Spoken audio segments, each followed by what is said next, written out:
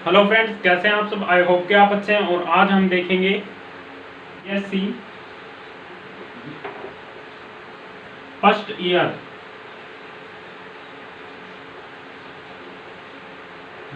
First year के अंदर अकार्बनिक रसायन अर्थात इनऑर्गेनिक केमिस्ट्री। इसके अंदर देखिए आपके पहला टॉपिक बोर्न हैबर चक्कर। कौन सा? बोर्न हैबर चक्कर। दूसरा टॉपिक फायांस का नियम।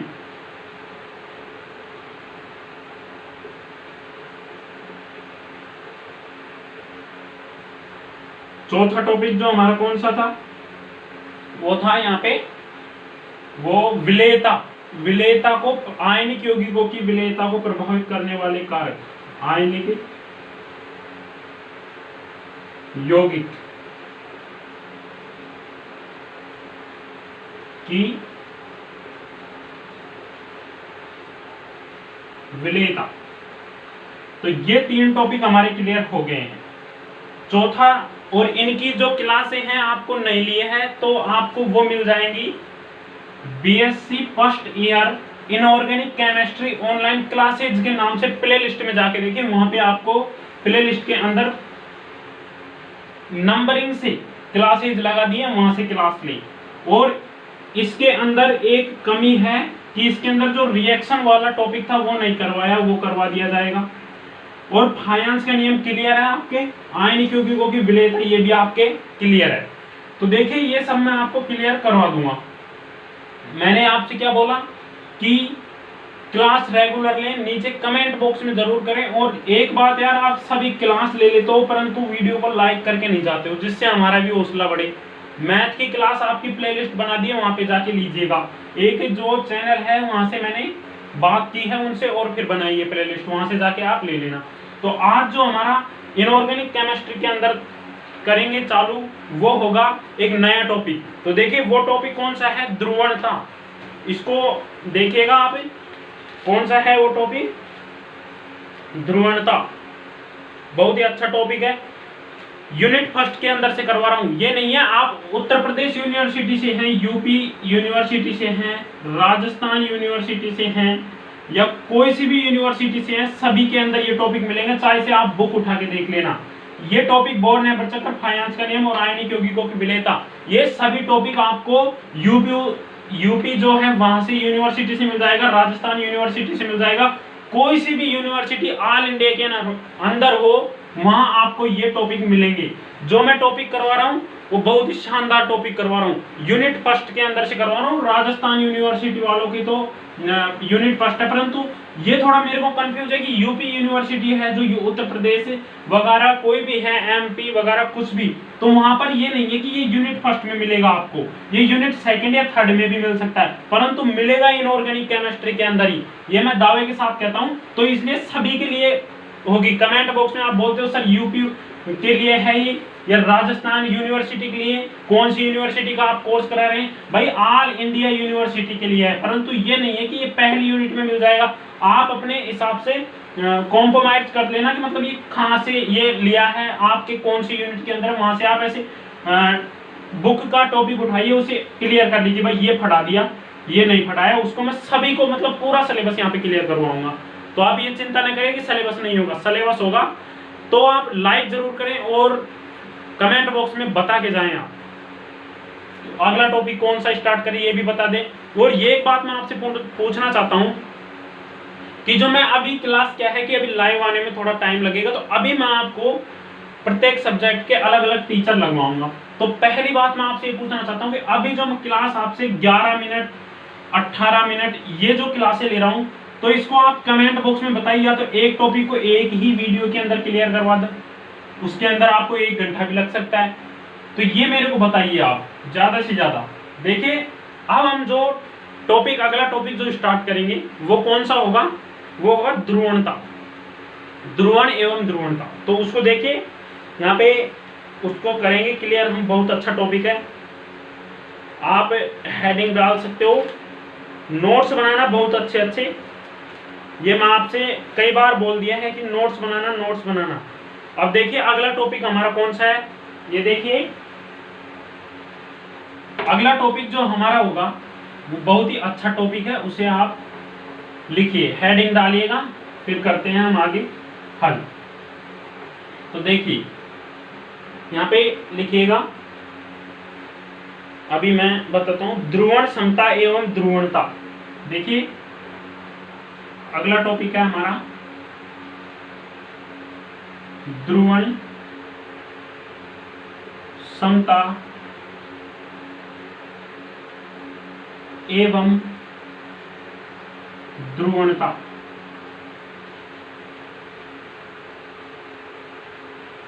ध्रुवण समता एवं ध्रुवणता, इसके बारे में हम पढ़ेंगे।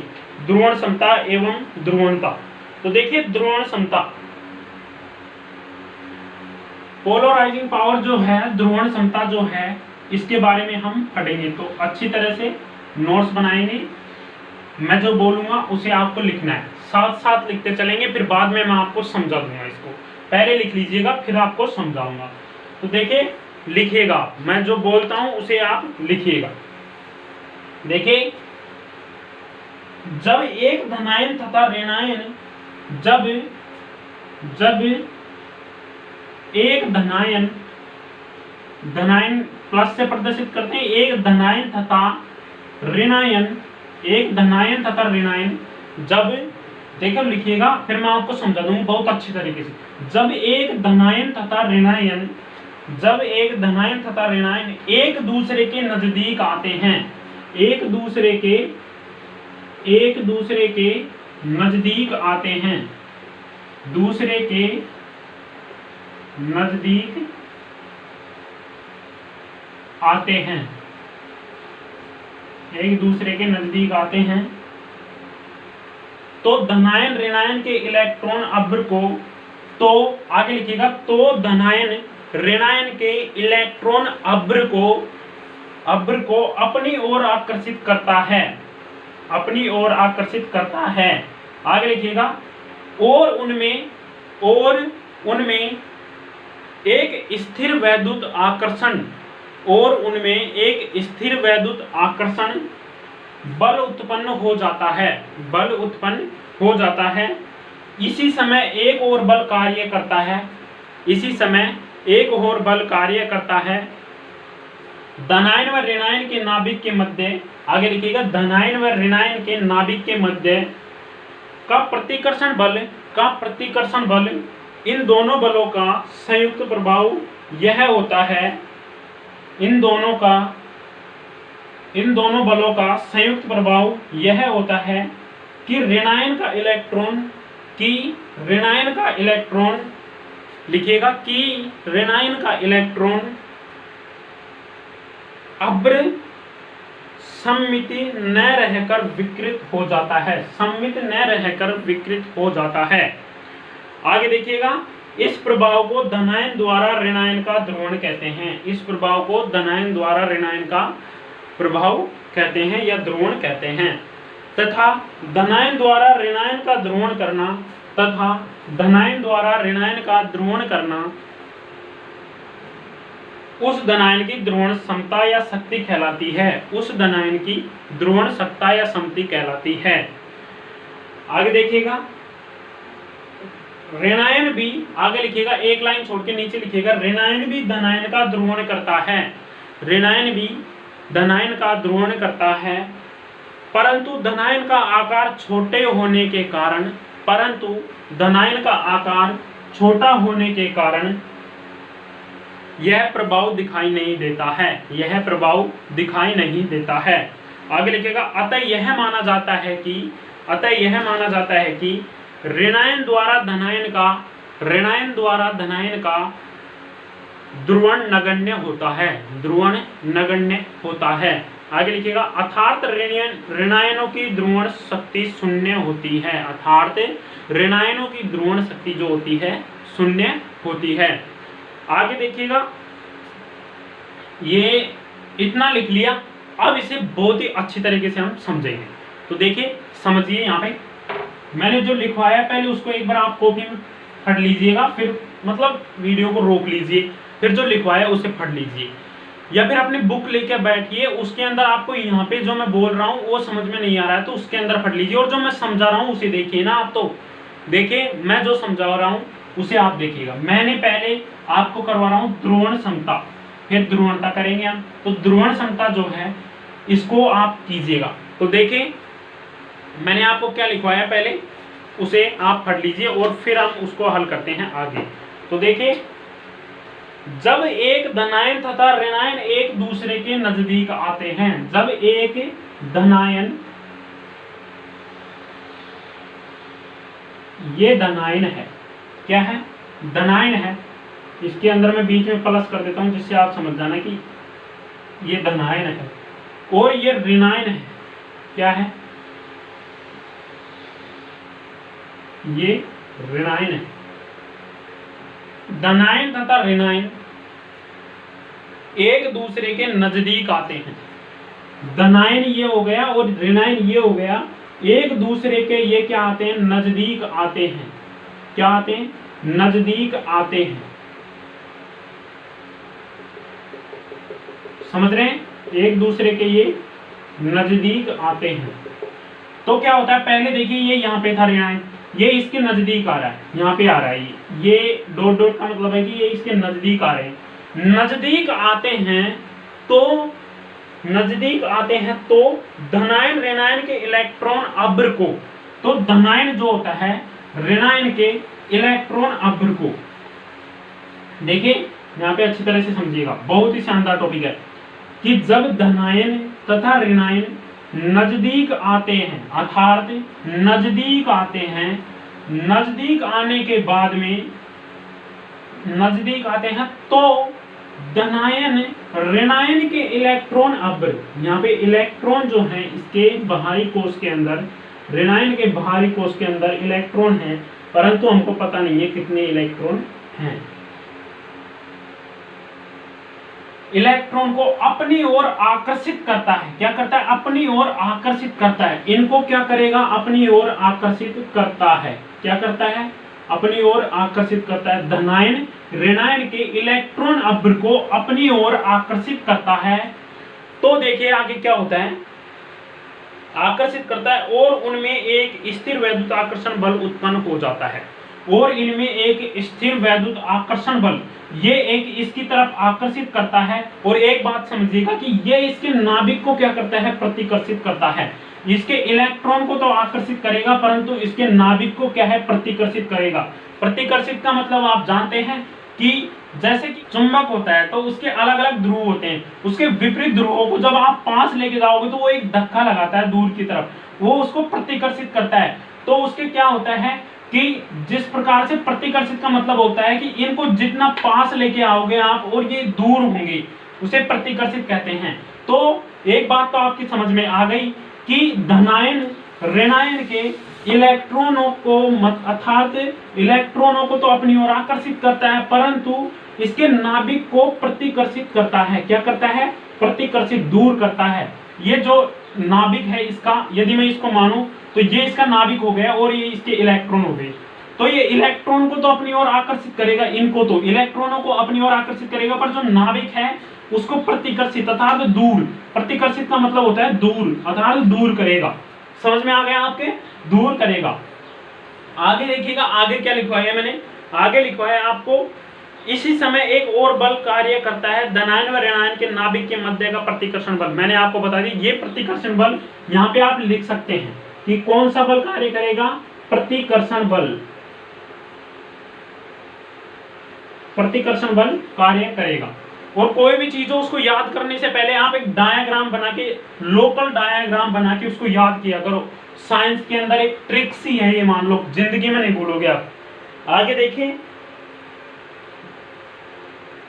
यहाँ पे इन दोनों बलों का संयुक्त प्रभाव यह होता है कि ऋणायन का इलेक्ट्रॉन अभ्र सममित न रहकर विकृत हो जाता है। इन दोनों बल, एक तो इसके मध्य बल लगेगा और इसके मध्य बल लगेगा, तो इन दोनों बलों का एक प्रभाव यह रहता है कि जो इनके इलेक्ट्रॉन होते हैं, ऋणायन का इलेक्ट्रॉन अभ्र सममित न रहकर विकृत हो जाता है। विकृत होगा ये इसका इलेक्ट्रॉन अभ्यर जो है ये विकृत हो जाएगा, क्योंकि ये इसको आकर्षित करता है अपनी तरफ और नाभिक को प्रतिकर्षित करता है। दोनों बलों के कारण ये इसके इलेक्ट्रॉन सम्मित न रहकर विकृत हो जाते हैं। आगे देखिएगा आप, इस प्रभाव द्वारा धनायन द्वारा ऋणायन का ध्रुवण कहते हैं, और इस प्रभाव को धनायन द्वारा ऋणायन का ध्रुवण कहते हैं। समझ में आ गया ध्रुवण किसे कहते हैं। अब ध्रुवण क्षमता इसकी ये हो गई, ये इसकी इतनी ध्रुवण क्षमता है कि इसके जो इलेक्ट्रॉन अभ्यर है उसको क्या कर देता है, क्या करता है, विकृत कर देता है। तो ये धनायन की ध्रुवण क्षमता है, धनायन द्वारा ऋणायन की ध्रुवण क्षमता कहलाती है। आगे देखिएगा, ऋणायन भी धनायन का ध्रुवण करता है। अब ये ऋणायन जो होता है ये भी इस धनायन का क्या करता है, ध्रुवण करता है, परंतु वो करता है तो है, परंतु क्या होता है, धनायन का आकार छोटा होने के कारण, जो धनायन है मैंने बनाया भी आपको, देखिए धनायन का आकार छोटा होने के कारण, ऋणायन के आकार बड़ा होने के कारण यह इसे दिखा नहीं पाता है, क्या नहीं कर पाता है, दिखाई नहीं देता है और दिखा नहीं पाता है। अतः यह माना जाता है कि ऋणायन द्वारा धनायन का ध्रुवण नगण्य है। अतः यह माना जाता है कि ऋणायन द्वारा जो धनायन का ध्रुवण होगा, धनायन का क्या होगा, ध्रुवण होगा, जो नगण्य माना जाता है। क्या माना जाता है, नगण्य माना जाता है।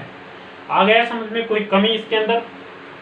चित्र बना लीजिए, मैं साफ सुथरा आपको बता देता हूँ, जो आपने लिखा है उसके आगे ये चित्र बना लीजिएगा, जिससे आपको याद करने में परेशानी नहीं होगी। किताब में हो चाहे से न हो ये चित्र, पर आप बना लीजिएगा। दिख रहा है आपको अच्छी तरह से।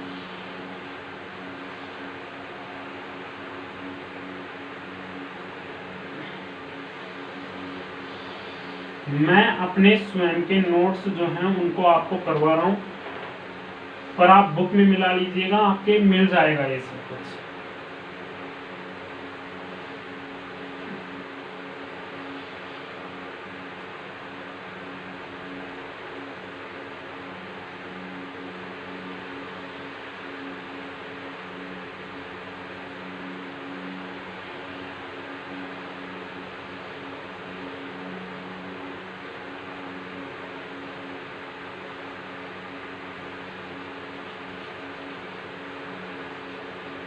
डॉट डॉट से बनाना है, इसको गोल बनाना है, ये थोड़ी तिरछी हो गई, इसको तिरछा करना है थोड़ा सा, इस प्रकार से करना है इसको, इनको ऐसे बनाना है। फिर यहाँ पे ये वो बता रहा है आपको बिना ध्रुवण के धनायन व ऋणायन, ए में आपको बता रहा है बिना धनायन बिना ध्रुवण के, इस चित्र के अंदर लिखिएगा बिना ध्रुवण के धनायन व ऋणायन, और फिर बाद में धनायन और ऋणायन ध्रुवण के बाद इस स्थिति में आ जाते हैं। तो ये चित्र बना लीजिएगा। आगे जो टॉपिक है वो डालिएगा, आगे जो टॉपिक है उसे डालिएगा ध्रुवणता, इसे करेंगे हम ध्रुवणता।